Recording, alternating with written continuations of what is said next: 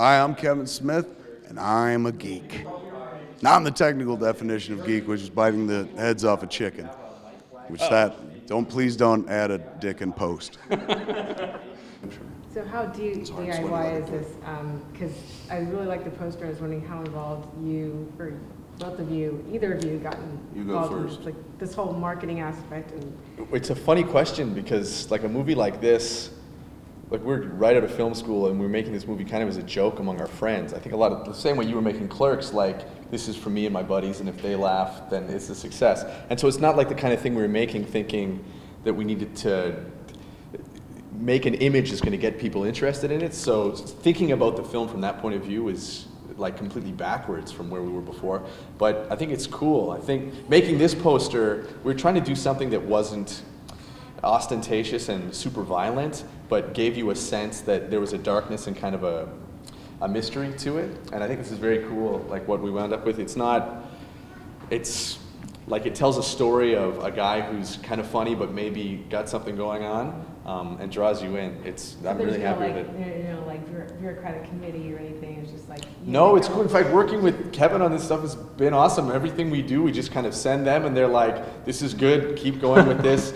It's awesome. I think it's because Phase 4 and you guys are coming from a place of like you like the movie. So that's the thing. It's like if you love something, you're not like, fuck it, great, let me put my stink all over it and make sure that you take my notes. It stands there by itself. Like I wasn't drawn to it going, how could I repair this in some way? It was irreparable because it was perfect. So at that point, there's nothing for you to do but stand back and be like, do the boys like it? Do the boys like it? Great. If they're happy, it's their movie. And as long as I don't see something where I'm like, it's got bunnies on it, fuckers. Like feels very honest and kind of organic to the flick.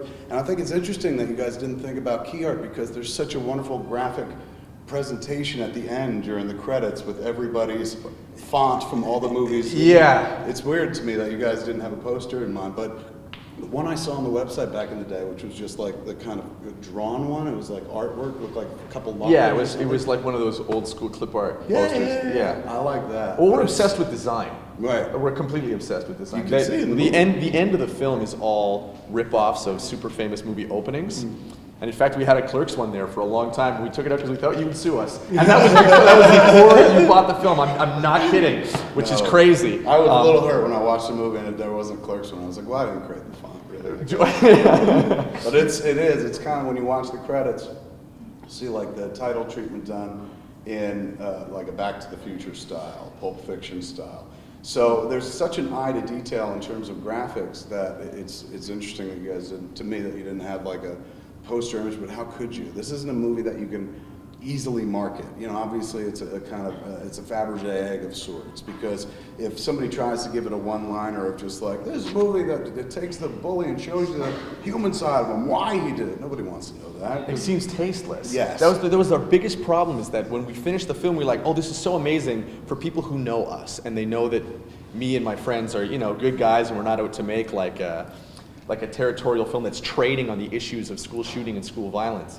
So we thought anybody who read about this movie would be like, oh, it's trash, we'll never watch it, we'll never review it.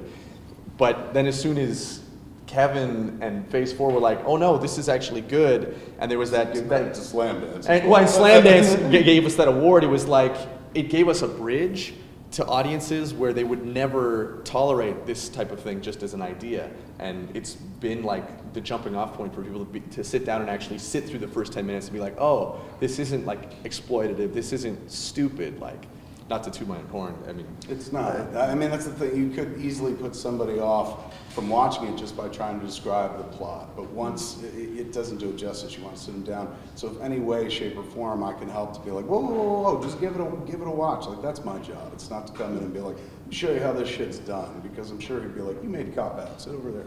But I can come in and say, these are the pitfalls, these are the things that might help you get to a larger audience.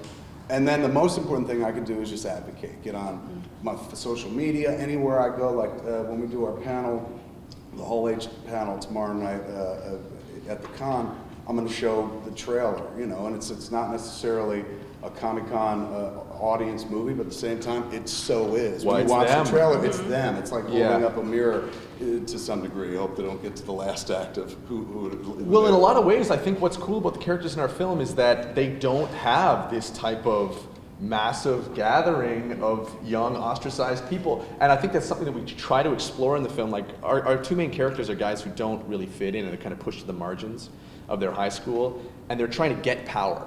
That's all they want. It's one character, Matt, all he's trying to do is gain power in this world. And what is amazing about ComicCon is everybody here literally dresses like superheroes. Like they have so much power. People are photographing them as they walk down the street.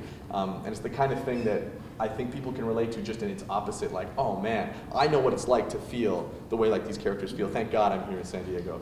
Everybody likes me. Exactly. And Kevin Smith can be You're surrounded by a bunch of people. It's like, this could never happen here. Exactly. Yeah. But that's 100% true. It could never. Nobody's going to lose their mind and feel like, oh, nobody's listening to me. Nobody wants to listen to my problems here at Comic-Con. They're like, yeah, sure. It's pretty gripping, and if you followed the news over the last few years, yeah, it touches a nerve to a large degree, or gets people's dander up. But what the boys were able to do is kind of capture a side of the story that you never see, and like you got to understand where it all comes from.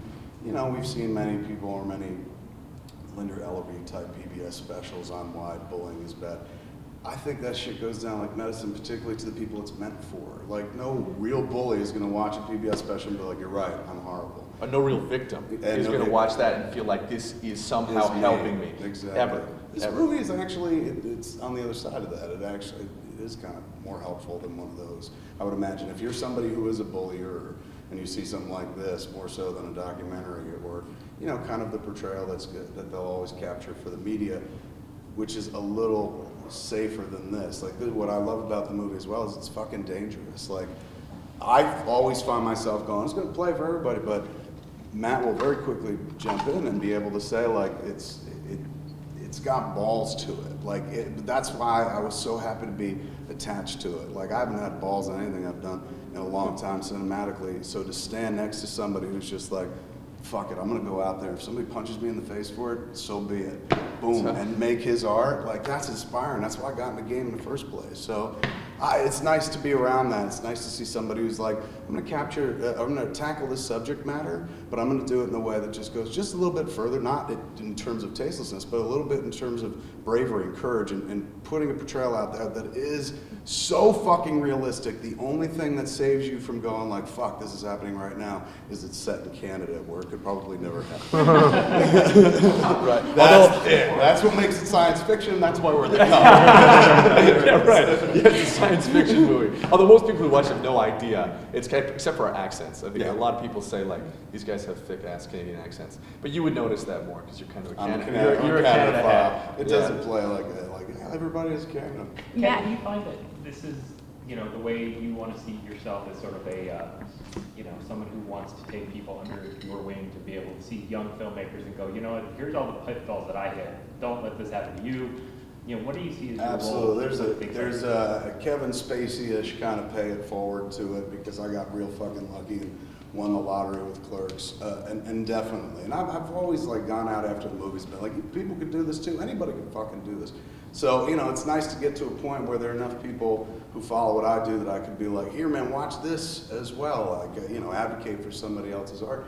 That's the altruistic version of it. But honestly, it's like I said before, man, like all I do is get instant credibility by aligning myself with a movie this bold, this strong, this fresh, this original. So I'd be stupid to be like, nah, you guys figure it out yourselves. There's also something in it for me. So it's mutually beneficial, I guess. Probably helps me out a little bit more. Nobody would be seeing our movie unless we had, like, you being but like, that's this is... Cat saw it slammed it. This is what I've noticed. I follow this shit, religiously on Twitter and whatnot. There are people that, like, swore me off a couple of years ago because of Red said, fuck him, I'll never write him about him again and shit like that, even though it wasn't directed to them, go figure. But there are people that were like, fuck him and I'll never touch his shit again, who have spoken about this movie and, like, begrudgingly, like, oh, fuck it, Kevin's pissed about it. But they can talk about this movie in a positive way, and that's like a shield against the shitters for me, where I'm like, yeah, man, I'm with this guy, man. So wow. It's cool. It's a street that travels in two directions. And it's an international street, so this is all about fucking North America. Matt, you write, you direct, you edit, you edited this. I mean, you wore so many hats. How long did this take you to make, and did you go completely insane with everything you did? Well, a lot of those, I'll tell you something, a lot of those, I'm not sure if it was like this on Clerks, because the way that movie was made is very much like there's a director saying action and cut, and you're with your buddies, so I'm sure the roles were a little bit more fluid. Mm-hmm. But on a movie like this, when we were shooting in a lot of these schools, nobody knew that I was in charge of the movie at all. Like I would be hiding in scenes with Owen with wireless mics, talking, and the cameras would just be trying to follow us, and we would do like hours and hours and hours of stuff. So it's not like I was directing. It wasn't work in that I was sitting there being like, oh man, how are we gonna do this? How are we gonna do this? I need to organize all this stuff. The hard work was getting into these places and figuring out how to get this world real, and then we would just put ourselves in it and play for, you know, days at a time. So it wasn't hard work in the way I'm sure you sitting behind a camera being like, how are we gonna cover this, was hard work. I just needed to be there for this documentary. And no, I didn't go crazy, it was a lot of fun. I mean, this kind of stuff when you're doing it on your own, because technology is so cheap. Like we shot the whole movie on that camera, literally. Like that's the camera we used. And I could edit it all at my house, like over a span of months, and take my time and just figure out ways to make my friends laugh. The set, the room, the bedroom. Just a bedroom, one of my buddy's houses, and we just moved in for like 6 months. We put all, those are all my comics and stuff on the walls, but there's some good issues. I mean, I know you're. How does John do it? That's why it's that image is like in the trailer here, so people will be like, oh, look at that. There's a lot of good books. Well, I mean, I love comics. And so yeah, so the things that were set pieces, it was the same thing. Like it wasn't. I don't want to say it wasn't hard work, but I think the secret to great filmmaking or great art in general is put yourself in an environment where things come easy to you. fuck, why didn't anyone tell me this? I'm sure you do that. No, I didn't. I never knew it. It took 20 years to get to that's this moment. bullshit. I'm like, You know, you can tell anybody with a voice, unless they're like super pretentious, like experimental artists, which I think there's a place for too. Like, you should be doing stuff that comes naturally to you, where you don't have to dig very deep to get to the gold. I heard a video game designer say that in that wicked documentary about video games. Like, you don't want to be spending all your effort trying to figure out how to get something good. You want to get to a world where everything is kind of good. Even the mistakes you make are good. So it's not, you're not killing yourself to do it. And I think that's when you sort of found what it is you're supposed to do. At least that's what it was like with this movie. Maybe we won't be able to do it again. Although our next movie's way better. Do you know about the moon landing? No. You'll love it. It's insane. It's like the Dirties, but about the guys who faked the moon landing in the 60s. You're my hero. Hey, Kevin, the landscape of filmmaking has changed so much in the last 20 years since Clerks, with cheaper cameras, digital.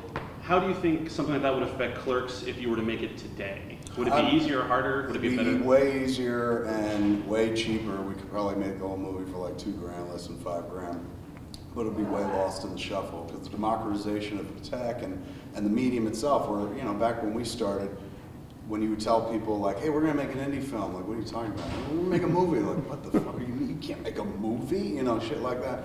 That's kind of gone now. There have been enough stories like me, Robert, Richard Linklater, Spike Lee, people that just kind of like did it and then started a career off of it, where it's not as commonplace to have people be like, you're making a movie? Now it's gone to the point where like, oh, you're making a movie? Well, you should pay me for this land that you're working on. I know how to work the system. So there's the expense has kind of come down with the tech, but the field is this massive.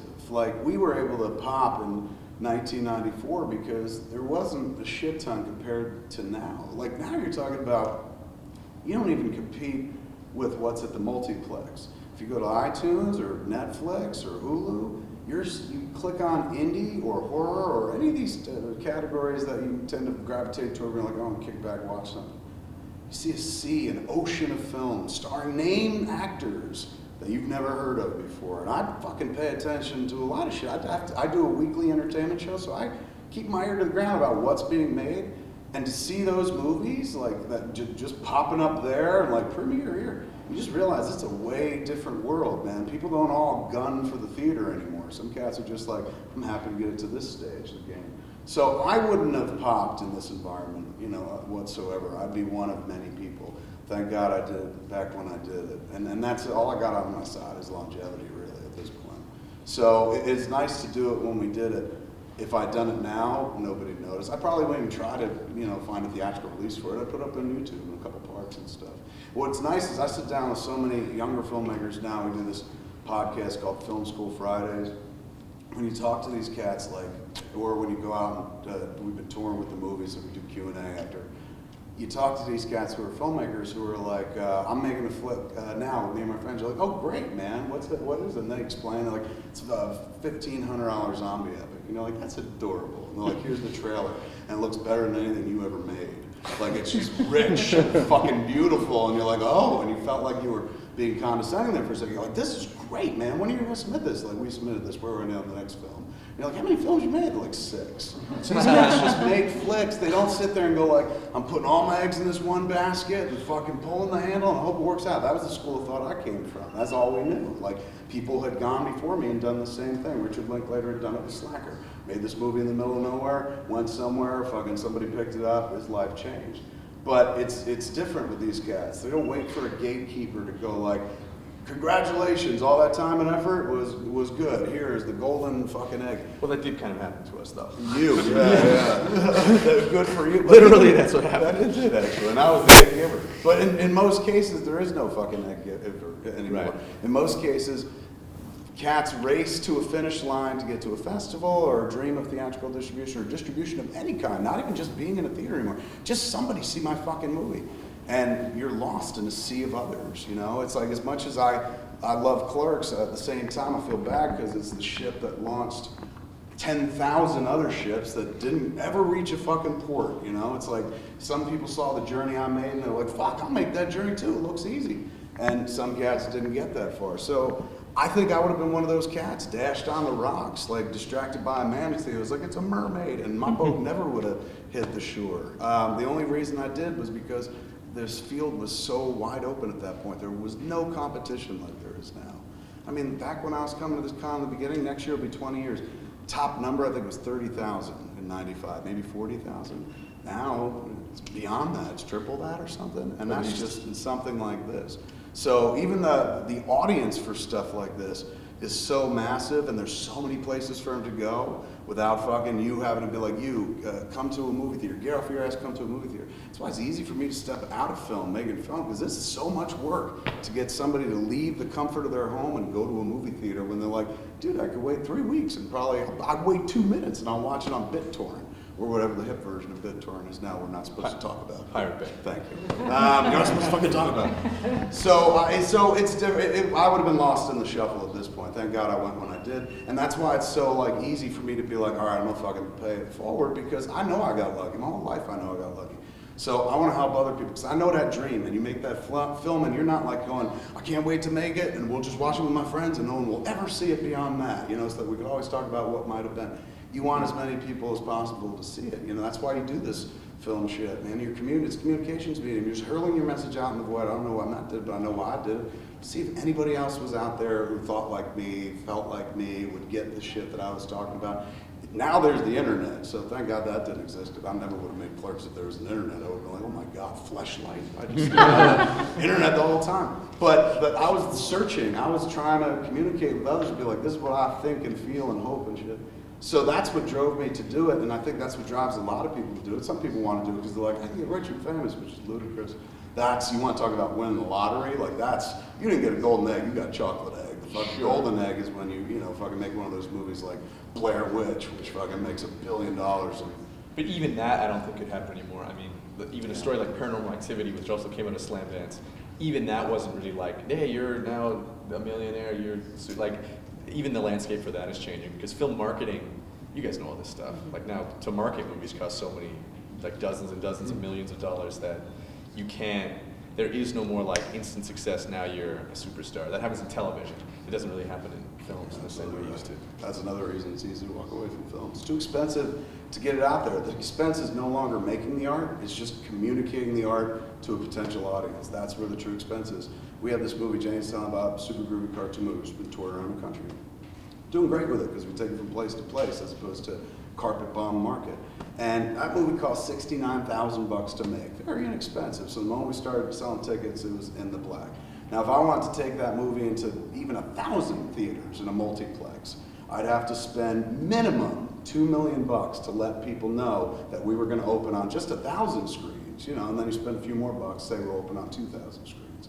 So I would wind up spending a ridiculous amount of money to reach an audience, to tell them, hey, we made a $69,000 cartoon, come see it. You know, that's why it's like a big business right now to make these kind of found footage or smaller horror movies, because it's the old Miramax method. You make it very inexpensively and you hope it fucking pans out, because you think you got something that you could sell to an audience. You know, and back in the day it was horror. During the Miramax era it was class. It was just like, we're gonna sell you a fucking classy movie that you don't normally see in the multiplex. That's where you got in. Thank God. On their class. Oddly enough, in class. I was fucking not first class, I was steerage, but still I got in. Matt, with this story specifically, was there any reason why you settled on telling the bullying story from this perspective versus, I don't know, I mean, as a film major as well, you know, there's so many different avenues you can take with this. We saw your trailer that you had put online, and it's that single shot. I don't know how much, because I haven't seen the film yet, but does that carry through the entire course of the film in this single shot mentality, or does it really break up throughout the course? Okay, well, I mean, like, the movie is about a super movie-obsessed kid. Like, so in that way, it is kind of about my own life, but the whole thing is shot like a documentary, so you can picture, you guys aren't too far out of school. You'll know, like in media class, you'll have kids shooting other kids all the time, and this movie is just an extension of that. These kids just have cameras following them for what's ostensibly a school project for like months at a time. And there, you can see the main character, Matt, literally editing the footage that you're watching of the movie together into the movie. So it's like, you were saying before, it's like, you know, like a really interesting, smart way of doing this, but to us, like, that was just what we knew. Like, when you're a kid, you make movies about yourself. Like, Eric Harris and Dylan Klebold, like, when I was researching a lot of this stuff, they made hundreds of movies about themselves. Tons of them, and you can watch them, and when you watch these guys in those movies, they're funny kids trying to make one another laugh, which is this part of the story that you never hear when you hear about Columbine, or when you hear about anybody who's doing something super violent in school. And so what we wanted to do was sort of take what high school meant to us, which was a lot of goofing around, a lot of having fun with your friends, and then move it into more of a dark place, something where maybe you felt like you didn't have the type of power that you wanted, or you felt like you weren't in the box you wanted to be in, and showing one character's struggle to try to break out of that box, however misguided that is.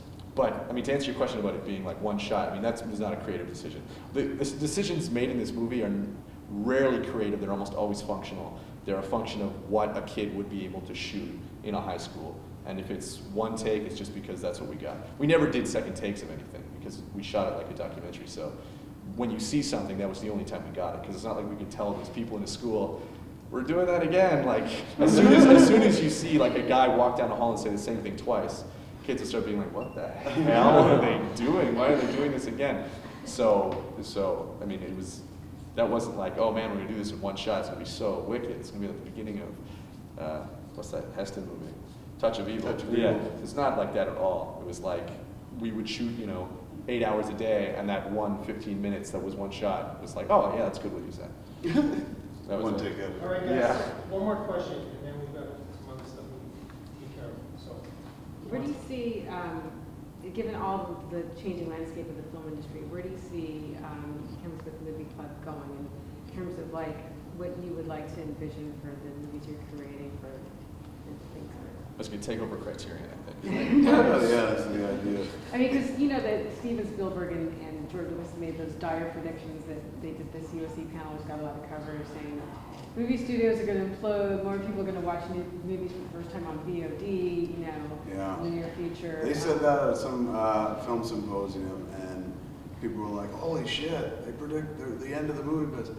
And I said the same stuff when I was out on tour with Red State, and at that Red State speech, if you go watch the Red State speech at Sundance, I said the same shit. And people were like, you're a fat lunatic. And I got ridiculed and shit like that. I didn't have enough credibility to say it the way they did. Yeah, people are pricing themselves out of the movie business. It's marketing. It's really what it comes down to. And yes, people will be like, come on, when fucking the Lone Ranger costs over $200 million, yeah, that's an example of a budget gone way amok. But those aren't the movies you're talking about. You spend a lot of money to make a movie, you should spend a lot of money to market the movie, let everyone know it's coming. The problem is, a movie like The Dirties and a movie like, The Despicable Me they're kind of competing on the same platform when it comes to advertising costs. Because you can keep your costs down to the ground, you can ask friends, but like, please do this for nothing. You could fucking convince people to take deferments and stuff like that. Do everything you can to keep your budget production down. But when it comes to advertising it in the mass media, like television, you can't go into like NBC and be like, can you charge us less than you're charging for Despicable Me commercials? Because like, we're independent. Because we're students. We're Yeah. students, like help us out. Then you're playing on the same exact playing field. That's why the beauty of independent film exploding into the mainstream, well, what's fraught with possibility and what it winds up being is like them playing the same fucking game as the studios, which is you gotta spend to make money. Like when I first got to Miramax, it was clever marketing is what it was all about. By the time Miramax was over, they were just buying openings the same way that studios buy openings. We'll spend $20 million to open this movie and stuff. So it's tough when you're making stuff that's not Despicable Me or fucking Iron Man or things like that are large spectacles that you know people are going to leave their houses for. You're making thoughtful little meditative flicks that maybe, you know, are some see as fucking time bombs. Like, I don't want to go near, that's too difficult, that's way too close to home. And still you'd be competing through the same cost to reach an audience that's not nearly as broad. So the marketing kind of prices you out of the game, the smaller filmmaker. And when I say smaller, it's no longer just like the independent filmmaker. I'm talking about the mid-range budget film has just gone away, like the middle class is disappearing, man. There's no longer a $15, $20 million movie. It's easier for them to make 2 massive tentpole movies than it is for them to make 1 massive tentpole movie and 6 smaller movies and try to gamble. There's no more gambling. All they got to do is pay the bills, not gamble anymore. So marketing has a massive, is massive, massively at play, I guess I'm trying to say, when it comes to the future of cinema imploding as Messieurs Spielberg and Lucas have talked about. And again, you recognize the cost of movies are expensive too, but it's selling the movie. And it's not the big ones, it's the smaller ones. I mean, and I think like Spielberg was talking about, they almost did Lincoln at HBO because nobody was like, wow, who's going to want to go see a movie about Lincoln, even with Steven Spielberg as the director? You know, that's Steven Spielberg making a movie about one of America's biggest icons. It's still there. Like, I don't know if I'm going to make any Should we movies. spend the $20 million advertising this? I know it's ridiculous. So it's tough, and that's why it's like TV over the last 20 years has become really fucking interesting. You can go do way more things there than you could do in cinema, and you can do them inexpensively, and they can fucking switch horses in midstream, man. Changing anything about a movie is like fucking trying to turn the Titanic. But when you're on TV, you get your feedback like when an episode airs, you can be like, kill the next 2 and just air that 4th one, man. Go straight to it. You can self-correct. It's more nimble like that. Movies just become too costly, particularly on the marketing side. All right, everybody, thank you so much. Thank you. Thank you.